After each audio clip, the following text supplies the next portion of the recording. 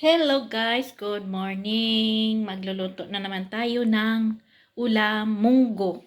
Munggo lutuin ko guys na may buto-buto ng baboy.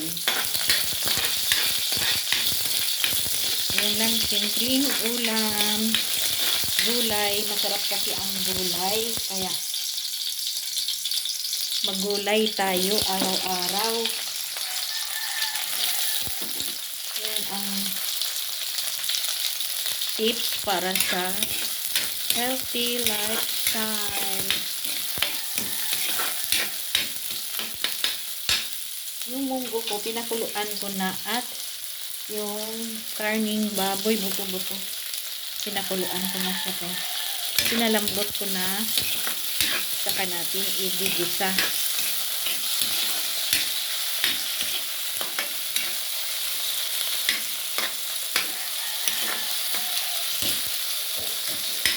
Gisa natin, gisa-gisa, bawang, sibuyas, kamatis.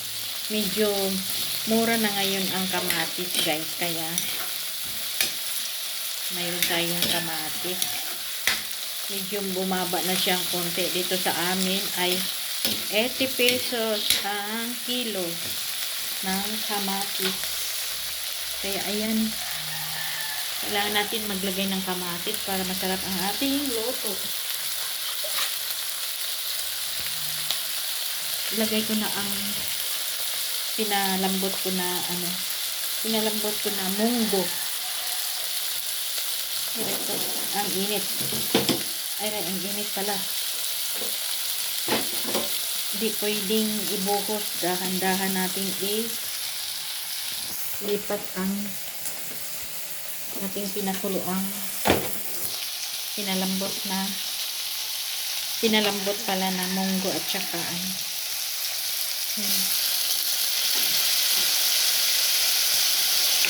munggo at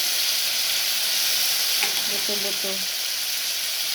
Yan, hinugasan natin mabuti yung kaning baboy at saka munggo bago natin salang. Kaya ayan, malambot niya siya guys. Buhos na natin tong sabaw. Oh, ay, ang dami sabaw.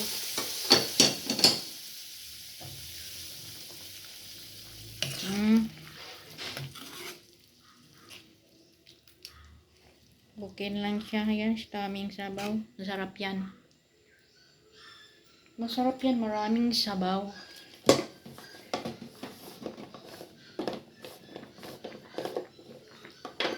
Maglagay ako ng pork cubes.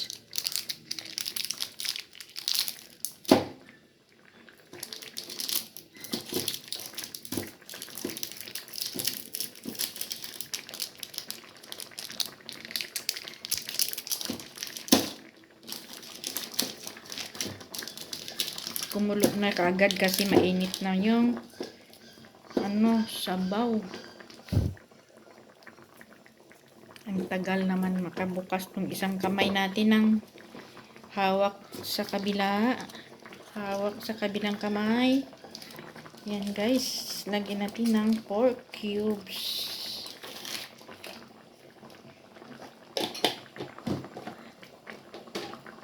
Tsaka dagdagan ko ng konting patis.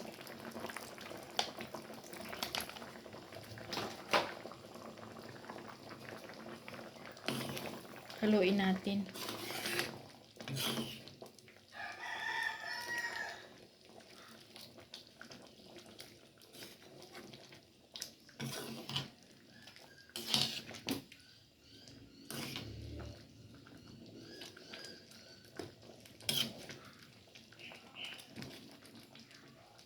Sarap yung sabaw diyan guys.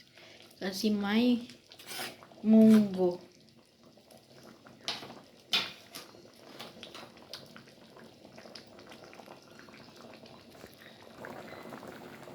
Ayan, atin na siyang tikman. Ay, natapon.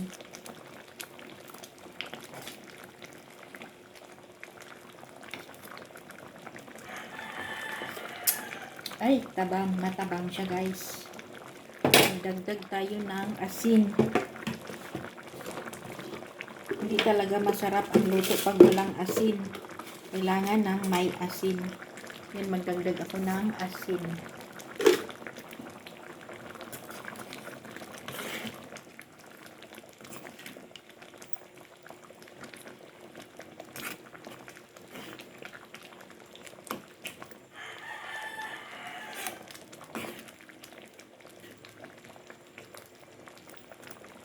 Tikman natin siya ulit, guys.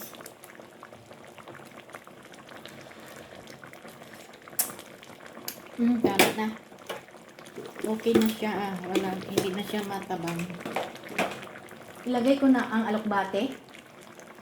Ilagay na natin ang gulay na alokbate.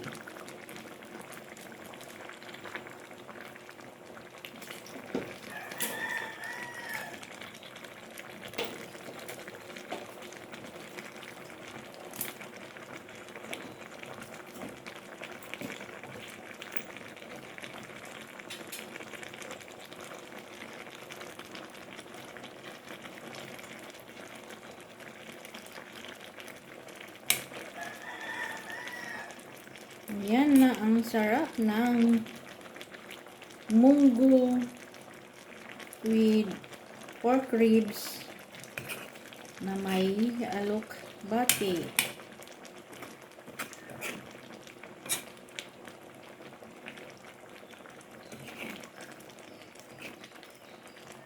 Malapot ang munggo. Tikman natin siya ulit, guys.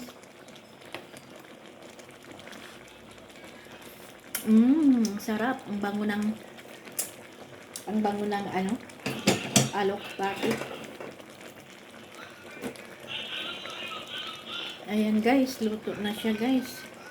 Kunting pakulo na lang yan. Luto na yan siya, guys. Ayan, thank you for watching. God bless everyone.